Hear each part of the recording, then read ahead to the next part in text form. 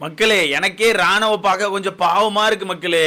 நம்ம இவ்வளவு நேரம் நிறைய விஷயங்கள் பேசிட்டு இருந்தோம், மாத்தி மாத்தி டவுட்டா இருக்குது, கையை தூக்குறானா அப்படி இப்படி நிறைய விஷயங்கள் பேசணும். ஆனா இப்பதான் ஆக்சுவலா அவரை கெட்டு போட்டு வீட்டுக்கு அனுப்பியிருக்காங்க. ஓகே, கையில வந்து ஆக்சுவலா அந்த கைக்கான சப்போர்ட்லாம் கொடுத்து வீட்டுக்கு அனுப்பி விட்டுருக்காங்க. அனுப்பும் போதே பிக் பாஸ் சில பல கொஸ்டின் கேட்கறாங்க. இந்த கொஸ்டின்லாம் வச்சு பார்க்கும்போது பிக் பாஸ் சொன்ன ஒரு விஷயத்தெல்லாம் வச்சு பார்க்கும்போது எனக்கு என்னமோ கஷ்டம் தான் ப்ரோ. இந்த வீக்கெண்ட்ல வந்து ராணுவ வெளியே எடுத்துருவாங்களோ எனக்கு தோணுது. ஏன்னா பிக் பாஸ் கேட்கிறார், பிக் பாஸ் ஓப்பனாவே கேட்டாரு, உங்களால இதுக்கப்புறம் இந்த வீட்டுக்குள்ள கண்டினியூ பண்ண முடியுமா? இந்த டாஸ்க்லாம் நிறைய இருக்கும், நிறைய விஷயங்கள் வீட்டுக்குள்ள இருக்கு, அதெல்லாம் நீங்க செஞ்சிருவீங்களா? டாஸ்க்லாம் ப்ளே பண்ணிடுவீங்களா? நீங்க எப்படி பண்ணலாம்னு இருக்கீங்கன்னு சொல்லி பிக் பாஸ் ஓப்பனா கேட்கிறாரு. அதுக்கு ராணாவோட பதில் எப்படி இருக்கு? நான் பண்ணுவேன் பிக் பாஸ், நான் கண்டிப்பா பண்ணுவேன் பிக் பாஸ், நான் பெஸ்டா பண்ணுவேன் பிக் பாஸ், நான் அந்த வீட்டுக்குள்ள இருக்க எல்லாரோட பயங்கர பெஸ்டா பண்ணுவேன் பிக் பாஸ், எனக்கு இந்த ஒரு கை போதும் பிக் பாஸ் சொல்லிட்டு பயங்கரமா பேசிட்டு இருக்கான். அவன் பேசும்போதே அவனுக்கான ஒரு நடுக்கம் தெரியுது. ஓகேவா? அவன் பேசும்போதே அவனுக்கான ஒரு நடுக்கம் தெரியுது. இந்த இடத்துல அவனுக்கான ஒரு உண்மைத்தன்மை என்னால பார்க்க முடியுது ப்ரோ. ஏன்னா அவன் நடிச்ச அந்த நடுக்கம் வந்திருக்காது. சொல்லலாம் ப்ரோ, அவன் ஆக்டிங் போட்டு அந்த மாதிரி அந்த நடிப்புல இந்த நடுக்கம் வராது ப்ரோ. அவன் ஒரு மாதிரி வாய் கண்ணெல்லாம் உதறது அவனுக்கு. அவன் பிக் பாஸ் வீட்டோட வெளியே அனுப்பிடுவாரோ அப்படி சொல்லி ஒரு பதட்டத்திலே பேசுறான். அப்ப பிக் பாஸ் சொல்றாரு, இல்ல 3 வாரங்கள் இந்த கை கட்டு உங்க கையிலே தான் இருக்கணும், அந்த கை கட்டை எடுக்க கூடாது, டாக்டர் சொல்லியிருக்காங்க, ரொம்ப பார்த்து இருக்கணும், உங்களால முடியுமான்னு சொல்லி கேட்டா அவன் திரும்பியும் பிக் பாஸ் என்னால முடியும் பிக் பாஸ், கண்டிப்பா முடியும் பிக் பாஸ் சொல்லிட்டு ஒரு மாதிரி நடுங்கிட்டே பேசுறான். ஸோ அவனுக்கு பயம் வந்துட்டு இந்த வீட்டை விட்டு வெளியே எடுத்துருவாங்கன்னு சொல்லிட்டு. ஏன்னா அவனுக்கு உண்மையாகவே ஏதோ அடிபட்டிருக்கு போல ப்ரோ. அதான் சொல்கிறேன், இந்த லிக்மெண்ட் இயர்னு சொல்கிறாங்களா, அது உள்ள சதை வந்து ஆக்சுவலாக எனக்கு லைட்டாக இதாக இருக்கும்னு நினைக்கிறேன். ஸோ அதனால தான் அதை ஃபுல்லாக ஸ்கேன்லாம் எடுத்து பார்த்துட்டு போய் எனக்கு தெரிஞ்ச இன்ஜெக்ஷன்லாம் போட்டு கையில் அந்த ஸ்டாண்ட் மாதிரி கொடுத்து தான் அனுப்பி விட்ருக்காங்க. 3 வாரத்துக்கு அந்த ஸ்டாண்ட் ரிமூவ் பண்ணக்கூடாது, 3 வாரத்துக்கு கை கட்டு இப்படியே தான் இருக்கணும், 3 வாரம் கழிச்சு தான் எதனால இது பண்ணணும்னு சொல்லிட்டாங்க போல. அதனால பிக் பாஸ் கடைசியில் ரிட்டர்ன் கேட்குறாரு, முடியுமா? இன்னும் வீட்டுக்கு நிறைய டாஸ்க் இருக்கு, அந்த டாஸ்க்லாம் எப்படி பண்ணுவீங்க?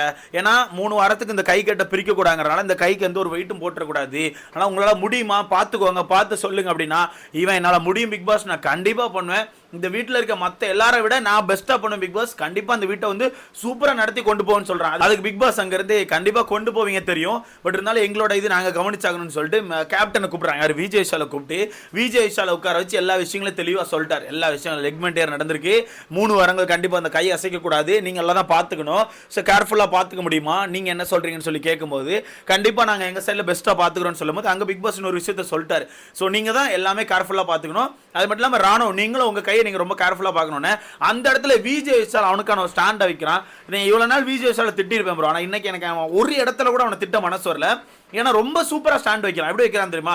பிக் பாஸ் நீங்களே இந்த இடத்துல ஒரு விஷயம் சொல்லுங்க, அவன் டாஸ்க்ல ரொம்ப அக்ரெசிவாக நிறைய விஷயங்கள் பண்ணிட்டான்.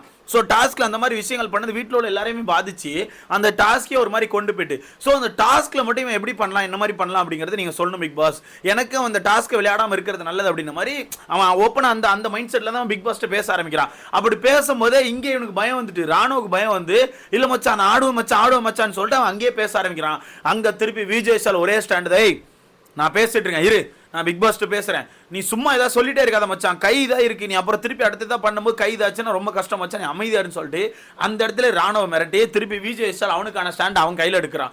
சரி பிக் பாஸ் நான் பார்த்துக்கிறேன்னு சொல்லிட்டு வீட்டுக்குள்ள வந்து எல்லாரையும் உட்கார வச்சு எல்லார்ட்டும் சொல்லிட்டான், இந்த மாதிரி லிக்மெண்ட் இயர் நடந்திருக்கு, 3 வாரங்களுக்கு கை கட்ட அசைக்கக்கூடாது, அதனால வீட்டுக்குள்ள இருக்க ஹவுஸ்மேட்ஸா நீங்க சொல்லுங்க, இந்த டாஸ்க்ல வரப்போற டாஸ்க்ல எல்லாம் ராணுவ வந்து கலந்துக்கிறதுக்கு உங்களுக்கு ஓகேவான்னு சொல்லிட்டு ஓப்பனா அந்த இடத்துல கேட்கும்போது வீட்டுக்குள்ள இருக்க எல்லாருமே சொல்லிட்டாங்க, இல்லை எங்களுக்கு ஓகே கிடையாது அப்படின்னு. ஏன்னா ரிஸ்க் இல்லை ப்ரோ, இவன் லைஃப் இங்கே நிற்க போகிறது இல்லை ப்ரோ. அதான் விஜய் விஷால் உள்ள சொல்கிறான், இது மட்டும் லைஃப் இல்லை மச்சான், வெளியே நிறைய விஷயங்கள் இருக்குது, நிறைய ப்ராஜெக்ட் இருக்கும், ஏகப்பட்ட விஷயங்கள் இருக்குது.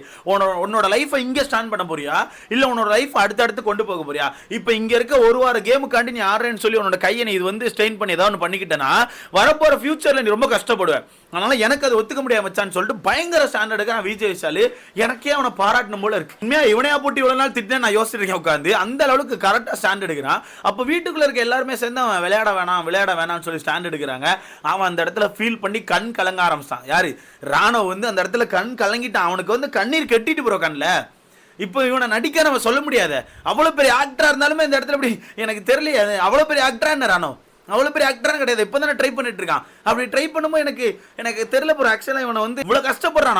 ஒரு டாஸ்க் வந்து விளையாடக்கூடாதுன்னு சொன்னோன்னே அவனால் ஏற்றுக்க முடியல. இல்லை நான் விளையாடணும், எனக்கு ஒரு கை இருக்கு, நீங்கள் தயவுசெய்து பேசாதீங்க, என்னால் முடியும்னு சொல்லிட்டு பயங்கர ஸ்டாண்ட் எடுக்கான். ஆனால் வீட்டுக்குள்ள இருக்க எல்லாரும் சேர்ந்து ஒரே ஸ்டாண்டு தான், இல்லை விளையாடக்கூடாது, உன்னோட கை முக்கியம்னு சொல்லிட்டு விஜய் விஷால் பயங்கர ஸ்டாண்ட் எடுக்கிறான். விளையாடக்கூடாது மச்சான், உன் கை தான் முக்கியம், நீ புரிஞ்சுக்கோன்னு சொல்லிட்டு பயங்கரமாக ஸ்டாண்ட் எடுக்கிறான். அதில் வந்து கண் கலங்கிட்டான், நல்லாவே கண் கலங்கிட்டான். அங்கேருந்து பிக் பாஸ் பார்த்தாரு, இல்லை இதுக்கப்புறம் சரிப்பட்டு வராது. ஏன்னா இவனை அவன் சொல்ல இவன் என்ன நினைக்கிறான்னா ராணோ வந்து இவனெல்லாம் சேர்ந்து நம்ம கேமை ஸ்டாப் பண்றான்லன்னு சொல்லிட்டு அவன் யோசிக்க ஆரம்பிச்சிட்டான். கொஞ்சம் அவன் மூஞ்சில கோவமும் தெரியுது, ஆனா அந்த கண்ணீரும் தெரியுது.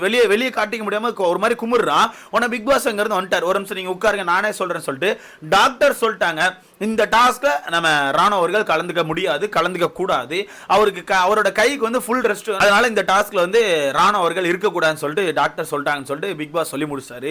ஸோ மொத்தத்தில் இந்த டாஸ்க்ல இதுக்கப்புறம் ராணோவால கன்டினியூ பண்ண முடியாது. இதுக்கப்புறம் வரப்போற வாரங்களில் உள்ள டாஸ்க் தான். ஏன்னா அடுத்த வாரம் ஃபேமிலி ரவுண்ட் உங்களுக்கே தெரியும், அந்த வாரம் அப்படியே போயிடும். அடுத்த வாரம் தான் டிக்கெட் ஃபினாலே, மணி பாக்ஸ்லாம் இருக்கும்.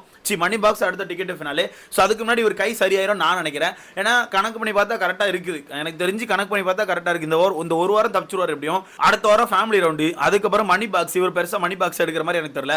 ஸோ அதுக்கு அடுத்த வாரம் தான் டிக்கெட் ஃபினாலே இருக்கு. ஸோ அதனால எனக்கு தெரிஞ்சு ஆள் அதுக்குள்ள கம்பேக் கொடுத்துருவாரு தான் எனக்கு தோணுது. அந்த மனுஷன் அந்த டாஸ்க் ஆட முடியலன்னு ரொம்ப குமுற ஆரம்பிச்சாரு.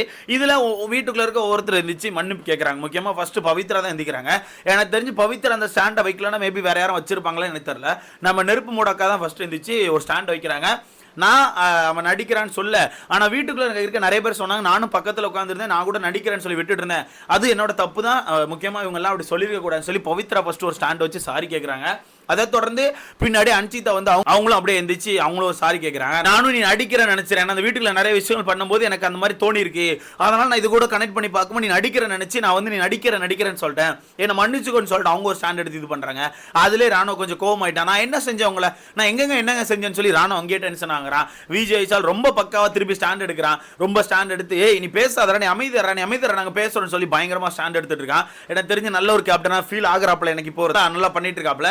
சோ எல்லாரும் சேர்ந்து மன்னிப்பு கேட்டாச்சு. அன்சிதாவும் மன்னிப்பு கேட்டாங்க. அடுத்து எந்திரிச்சு சௌந்தர்யா மன்னிப்பு கேட்க ட்ரை பண்ணும்போது அந்த இடத்துல மஞ்சரி ஒரு பாயிண்ட் வச்சாங்க. இப்போ மன்னிப்பு கேட்டு வேஸ்ட், இந்த மாதிரி இப்போ நீங்க இதுக்கப்புறம் பண்ணாதீங்க, யார் எப்படி அடிப்பட்டு விழுந்தாலும் அந்த நடிப்பாவே இருந்தாலும் ஃபர்ஸ்ட் போய் காப்பாற்ற தான் நம்ம செய்யணும், அதுக்கப்புறம் பார்த்துக்கலாம் எதுனாலும், அதுக்கப்புறம் நடிச்சான்னு தெரிஞ்சா நம்ம அப்புறம் பேசிக்கலாம்னு சொல்லிட்டு பயங்கரமா பேசி விட்டாங்க. அதுல ஒரு சில பேர் ட்ரிகர் ஆயிட்டாங்க. அதில் ஒரு சில்வர் ட்ரிகர் ஆகி அன்சிதா திருப்பி எந்திரிச்சு இப்படி பேசக்கூடாது, அப்படி பண்ணக்கூடாதுன்னு சொல்லி சொல்றாங்க. இதுல ஜெஃப்ரிக்கு மட்டும் ஏத்துக்க முடியல. ஜெஃப்ரிக்கு மட்டும் ஏத்துக்க முடியல. ஏன்னா ஜெஃப்ரிக்கு வந்து நிறைய விஷயங்கள் தெரிஞ்சிருக்காம. ஏன்னா ஆத்தலட் அப்படிங்க உங்களுக்கே தெரியும், எப்படி விழுந்தா எப்படி அடிப்பட்டா ஆக்சுவலாக அது வந்து இந்த சோல்டர்லாம் இதாகும்னு சொல்லிட்டு. ஸோ அதை வச்சுக்கிட்டு அவன் என்ன பண்றான்னா, நான் நீ விழும்போது நான் கவனிச்சேன், இந்த கை தான் உனக்கு பட்டுச்சு, பட் நீ திருப்பி அந்த இடத்துல துடிக்குமோ இந்த கையை பிடிச்சி துடிச்ச, அதனால தான் நான் வந்து நீ நடிக்கியோ அப்படின்னு சொல்லிட்டு தான். இல்லை இவன் சும்மா சொல்றான்னு சொல்லிட்டேன். இப்போ டாக்டரே பார்த்து சொல்லிட்டாங்கன்னா ஓகேடா என்ன மன்னிச்சுக்கோ, நான் சாரி, நான் தெரியாம பேசுறேன்னு சொல்லிட்டு அவனு சாரி கேட்டான். மொத்தத்தில் எல்லாம் சாரி கேட்டாச்சு.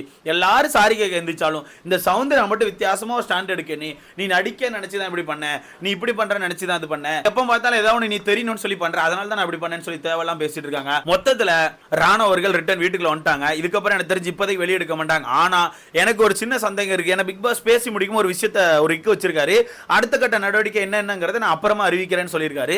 அது டாஸ்க்குக்கா இல்ல அப்புறமா இது பண்ணலாம்னு சொல்லி இது பண்றாங்களே எனக்கு ஒண்ணுமே புரியல. மேபி சாட்டர்டே சண்டேல வெளியே எடுக்கலாம்னு சொல்லி முடிவு பண்ணிருக்காங்களா அந்த மாதிரி தெரியல. ஆனா நமக்கு ஒரு நியூஸ் படி சாட்டர்டே சண்டே வெளியே எடுக்கிறதுக்கான வாய்ப்புகள் இருக்குன்னு தான் சொல்லிட்டு இருக்காங்க. என்ன வேணா நடக்கலாம், ஓகேவா, என்ன வேணா நடக்கலாம், நம்ம எதுவுமே ஷூரா சொல்ல முடியாது. ஏன்னா அந்த லிக்மெட்டியர் வந்து கொஞ்சம் சீரியஸ் ஆயிடக்கூடாது. மேபி அவங்க ஃபேமிலி சைட்லேருந்து டக்குன்னு ஏதாவது ப்ரெஷர் பண்ணி இல்லை வேணாம் நாங்கள் வெளியே வச்சு பார்த்துக்கிறோன்னு சொல்லி ஏதாவது சொல்லிட்டாங்கன்னா கண்டிப்பாக வெளியே எடுத்து தான் ஆகணும். ஆனால் என்ன வேணா நடக்கலாம், நம்ம வெயிட் பண்ணி பார்க்கலாம். பட் எனக்கு என்னன்னா அதான் ஒரு இந்த அக்ரெசிவ் மோடு போனது தாங்க. எல்லாருமே சேர்ந்து ஒரு டாஸ்க்கு காண்டி டக்குன்னு அந்த கல்ல எடுக்கணும் அப்படி இப்படி சொல்லி அடிச்சதுதான். இந்த இடத்துல என்னால் ஒரு விஷயத்த கவனிக்க முடியுது. நாளைக்கு இந்த டாஸ்க் ரிட்டர்ன் ஸ்டார்ட் ஆகும்போது மேபி இவங்க அந்த அளவுக்கு அக்ரெசிவ் மோடு ஆட மாட்டாங்க. மேபி கொஞ்சம் டல்லா கொஞ்சம் ஸ்லோவா அந்த மாதிரி தான் ஆடுவாங்கன்னு எனக்கு தோணுது. ஸோ வெயிட் பண்ணி பார்க்கலாம்.